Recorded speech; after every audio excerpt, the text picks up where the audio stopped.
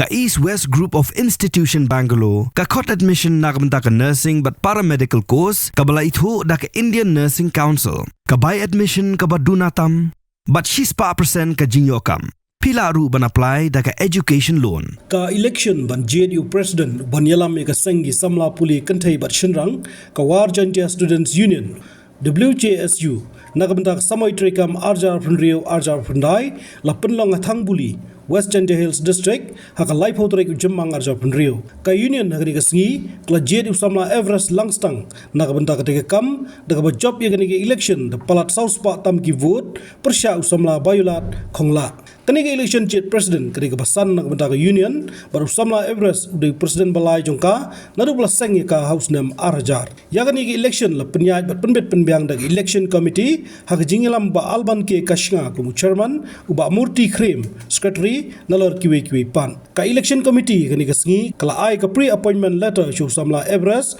bari ka ching ai bor an ai ka sgi ba penbam smai how banai chileu ban wan na kinong Īalam ka election committee ka ai khublai kit khot baro ki blon poi bersimanta kani ka election ban Jied president ba pura ka seng hadin bon snem ka committee ka kit bok Kyrwoh Samla Everest ba kumu president unang trei shirham ya ka thany war jantia Lyngba ka union bar bthai u ban thau ya ka central executive committee hapo ne hu banai ban wan shwaga sngi bam smai Habatin pej bahagi kishap kashap plus F Ka plus F? haka bam bangi bam dunaki eki bataye kamet namar kata habathiru atau khau kamlo ka umpnyang kadut pej ya kashap plus F haka jingsom Yaki nutrient kumki vitamin bat ka ayan la icon diat bada ka bathau bha kam khta ai ka dur jing ki mar bam ka jing mat la ne ka rukom shed yaki balehi banai kita ka don ka we ka jing mentoy ba kongsan ka kot ka khia